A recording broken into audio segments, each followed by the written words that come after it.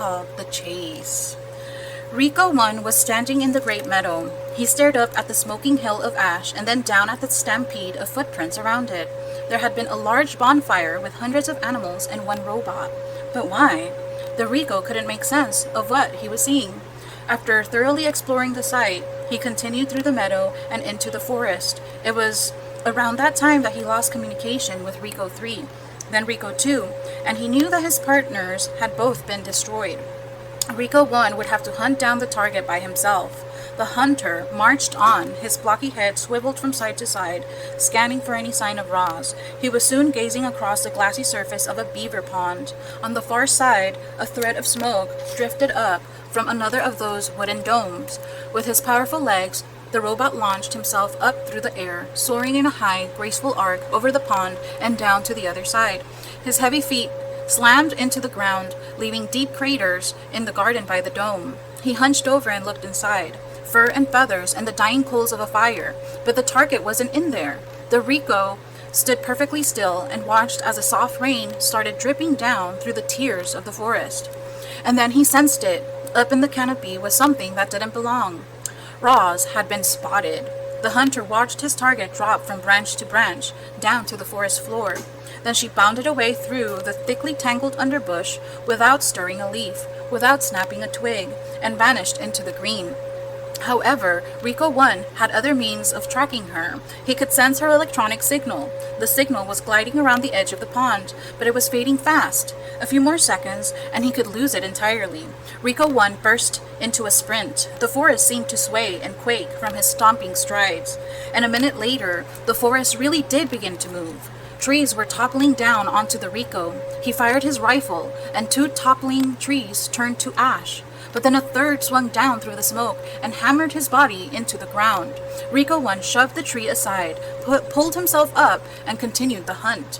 He didn't notice the beavers driving back into the pond. Rico 1 tore through the brambles and leaped over boulders, and suddenly the ground was caving beneath him.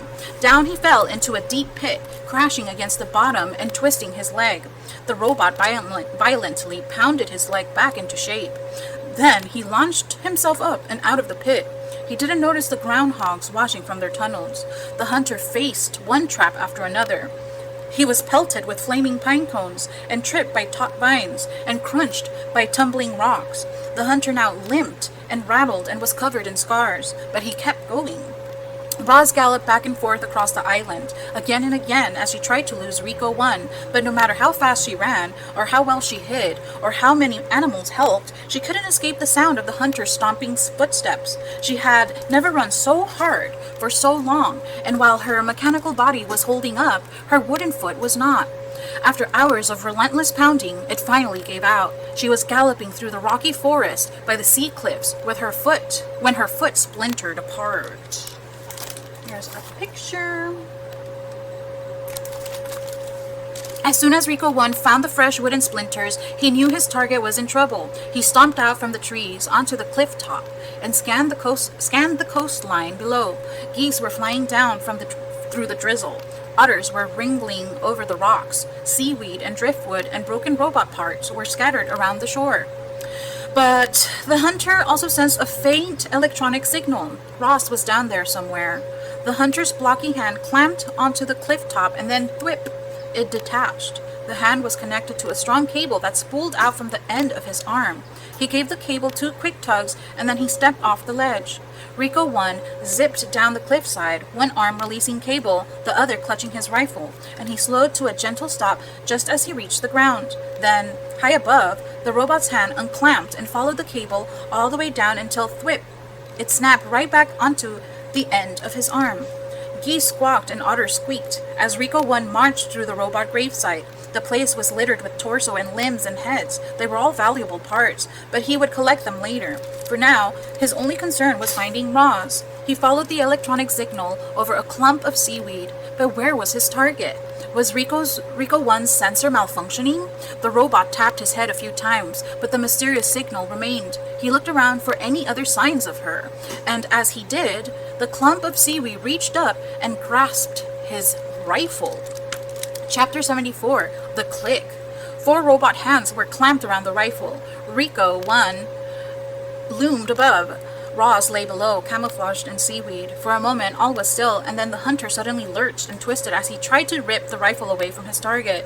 But Roz held on. Seaweed fell from her body as she was lifted right off the ground. Her legs dangled in the air until she pounded a foot and stumped against the hunter's broad chest, leaned back, and pulled on the rifle with all her strength.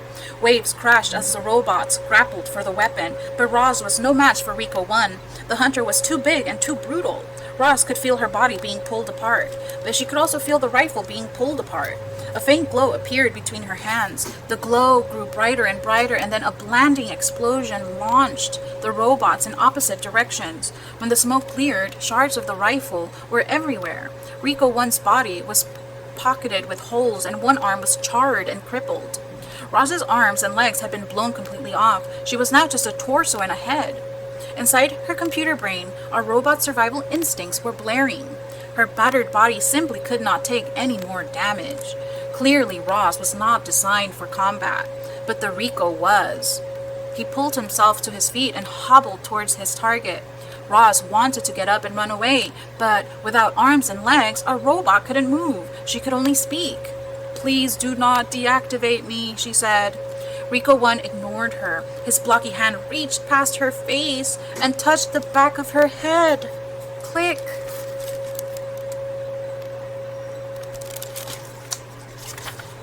Chapter 75, The Last Rifle.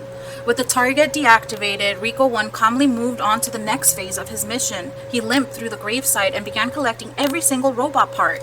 He splashed into the shallows and returned with a foot. He shook the sand from a cracked torso. He pulled a head out from a tide pool. Each part was then piled around Roz's lifeless body. Brightbill watched in horror as his mother slowly disappeared under a pile of parts. Roz looked just like the dead robots, but she wasn't dead. She had simply been shut down. "Don't do it, Brightbill! The flock tried to stop their leader. It's too dangerous!" But the goose was determined to bring his poor mother back to life. Brightbill crouched low to the ground and slowly moved towards a pile of robots, and when Rico 1 limped away to collect another part, Brightbill sprinted over the rocks, pushed past arms and legs, and squeezed into the pile. Click! A muffled voice echoed across the shore. "Hello, I am Rosum Unit 7134, but you may call me Roz." Brightbill hugged his mother's face as her computer brain rebooted. "Mama, wake up!" "What happened?" she said finally. "Where is the Rico?" "He's coming this way." "What were you thinking, Brightbill? You must leave now before he kills us both." "I was scared, Mama," cried the goose. "I didn't know what to do." Heavy footsteps stomped toward them. Robot parts were knocked aside, and then Rico 1 looked down with his glowing eyes. Brightbill tried to squirm away, but thick fingers locked around him like a cage. "Mama, help!" cried Brightbill as he was pulled up from the pile. "Please don't hurt my son," begged Roz. "He is harmless." Rico 1 paid no attention to Roz. He just held up the goose in his giant hand, ready to crush the life out of him. Mist swirled in the breeze. Waves sloshed against the rocks. Seagulls circled above. No, not seagulls, vultures. And one of them clutched something silver in his talons. The vulture spiraled down, and the Rico 3's rifle clattered onto the shore. Geese and otters quickly surrounded the rifle. They squawked and squeaked and fumbled with the weapon, trying to aim the clunky thing. The hunter was confused. How had those animals gotten a rifle? How could they possibly know how to fire it? They did know. The geese had seen a trigger pressed before. A beam of light briefly flashed through the gloom. At first it seemed as if nothing had happened, but a moment later, Rico 1's chest began glowing a bright orange, and then it was melting and oozing down his front, and soon there was a wide gaping hole in the middle of his torso. His hands suddenly unclenched, and Brightbill fluttered away. Seawater sprayed over the gravesite, and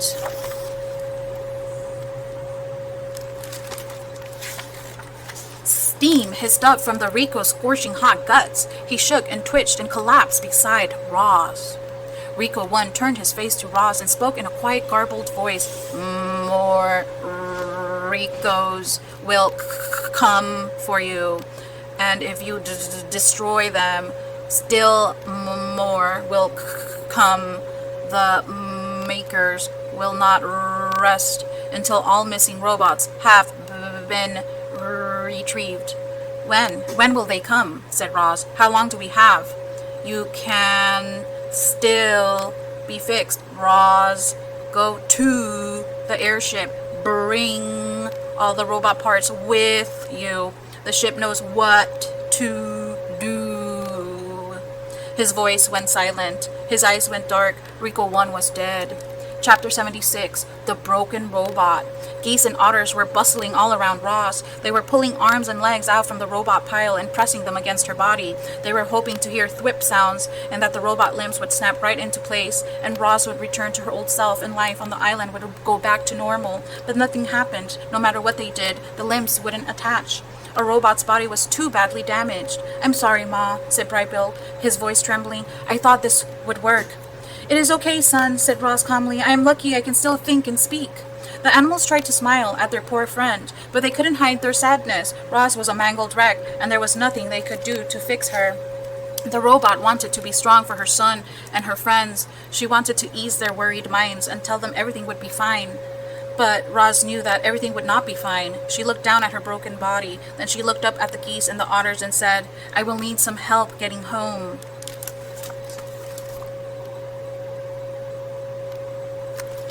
Chapter 77, The Meeting. Strong, nimble creatures carried Roz up the sea cliffs and across the island. They carefully propped her up inside the nest. They built a fire, and then they left the robot with her son. Roz and Brightbill sat there, staring at the flames, until the goose finally said, "Do you need anything, Mom?" "I could really use some new arms and legs." The robot chuckled at her own bad joke. "This isn't funny," cried the goose. "My mother is broken and I don't know what to do about it." "I'm sorry for joking." Roz adjusted her voice to a more serious tone. "I know you want to fix me, but there is nothing anyone here can do." At these words, her son looked away. "Brightbill, I'm afraid we have some difficult decisions to make. I think you should arrange a meeting of our closest friends. We could use their advice." The goose disappeared out the door, and soon Roz's oldest and wisest friends were on their way. Loudwing was the first to arrive. She limped into the lodge on her injured foot and sat close to her robot friend. Mr. Beaver appeared next, followed by Fink and Swooper, then Tawny curled up on the floor. Mother Bear was too badly hurt to make the journey, so Nettle came in her place. She sat in the garden with her enormous head jutting in through the doorway. Brightbill returned with Chit-Chat, who was nursing her burned tail. The last one to crawl in was Crag, the old turtle. Once everyone was there, the meeting began. The group talked all through the night. They discussed the Ricos. They discussed what to do about Roz. They discussed how to keep the island safe. There were stark differences of opinion and tempers flared, but by daybreak the group had agreed to a plan of action. That morning, the dawn truce didn't take place in the great meadow. Instead, it took place in a small meadow by the foot of the mountain, in front of the airship. Weary animals quietly hobbled into the clearing. The only sounds came from a gurgling brook that wound through the gathering and right past our robot. Roz sat in the wet grass. She was leaning against a rock. She looked so sad and frail. However, she still had her thoughts and her words, and for the moment, that was all she needed. "Good morning, animals of the island." Roz's voice filled the meadow. "I must look strange to you, all beaten up like this, but I hope I will still sound like your old friend." Hundreds of heads nodded. "You fought bravely yesterday. You risked your lives defending me, and I am eternally grateful. But many of our friends were wounded. Some may not recover, and there is worse news. Before the last Rico died, he told me that more of his kind will come to our island. They might already be on the move. Even if we defeat them, still more will come. My makers will not rest until all of their property has been retrieved. They want the dead robots. They want the broken parts. They want me." The crowd was silent. "But I care about this island far too much to put any more lives in danger, and so, my friends, I must leave." Voices cried out, "Don't go, Roz. Next time we'll be prepared. We risked our lives so you could stay." "I hear you," the robot's voice cut through the din. "But look at me. My body is ruined, and the Rico said the only ones who can help me are my makers." "What if he lied?" howled a voice. "You can't trust those monsters." "You're right," said Roz. "He might have been lying. There may be no hope for me, but that is a chance I have to take. Animals, you taught me to be wild. I want to be wild again, and so I must try to get the repairs I need. It is for the good of me and the island that I return to my makers." A calm settled over the crowd. They knew Roz was right. Chapter 78, The Farewell. Our robot had an army of animals at her command, and she asked them to bring every robot part and rifle back to the airship. Absolutely everything had to go. It was the only way to be sure that the Ricos would never come back. The island animals had no trouble locating the remains of the dead robots. Retrieving those remains took a bit more effort, but they were up to the challenge. Teams of clever creatures returned with robot parts of different shapes and sizes. Smashed heads and broken rifles and twisted tubes and heavy bodies were all loaded onto the ship until the entire island had been cleared. Even the tiniest scraps were collected. It's amazing what an army of animals can do. A light mist was falling when they finally heaved Roz through the ship's doorway. Her head slowly turned around to face the crowd of geese and beavers and owls and insects and foxes and raccoons and vultures and moose and bears and opossums and fish and deer and otters and turtles and woodpeckers and squirrels and frogs and hares and on and on. Every animal on the island had come to give the robot a proper send-off. "Goodbye, you wild animals," Ross's voice echoed through the gray mist. The wild animals smiled, and then a few of them started to roar, then more started to screech, and then more started howling and chirping and grunting. Soon every creature was hollering goodbye to Roz. The chorus of wild voices grew louder and louder, shaking the robot's body, rattling the ship, booming across the island and up into the clouds, and then their voices gradually died down to silence. Brightbill fluttered up to his mother's shoulder. "You understand why I must leave," said the robot. "I understand," sniffled the goose. "More Ricos could be headed here right now. I just don't know. There is so much I don't know. I think it is time I get some answers." "Will I ever see you again?" said Brightbill, wiping his eyes. "You are my son, and this is my home," said Roz. "I will do everything in my power to return." Brightbill hugged his mother's worn face. "I love you, Mama. I love you, son." The goose fluttered back to his flock. The robot took one last look at her home. The door hummed closed. Chapter 79, The Departure. The airship's engines automatically fired up. Then the ship slowly floated above the island, turned to the south, and disappeared into the clouds. Chapter 80, The Sky. Our story ends in the sky, where a robot was being whisked away from the only home she had ever known. As Roz sat in the airship, broken and alone, and speeding toward a mysterious future, she looked back at her miraculous past. Reader, it must seem impossible that our robot could have changed so much. Maybe the Ricos were right. Maybe Roz really was defective, and some glitch in her programming had caused her to accidentally become a wild robot. Or maybe Roz was designed to think and learn and change. She had simply done those things better than anyone could have imagined. However, it happened. Roz felt lucky to have lived such an amazing life, and every moment had been recorded in her computer brain. Even her earliest memories were perfectly clear. She could see the sun shining through the gash in her crate. She could still hear the waves crashing against the shore. She could still smell the salt water and the pine trees. Would she ever see and hear and smell those things again? Would she ever again climb a mountain or build a lodge or play with a goose? Not just a goose, a son. Brightbill had been Ross's son from the moment she picked up his egg. She had saved him from certain death, and then he had saved her. He was the reason Roz had lived so well for so long, and if she wanted to continue living, if she wanted to be wild again, she needed to be with her family and her friends on her island. So, as Roz raced through the sky, she began computing a plan. She would get the repairs she needed, she would escape from her new life, and she would find her way back home. And that is the end of The Wild Robot. I hope you enjoyed the story with me during these videos. Stay tuned for The Wild Robot Escapes.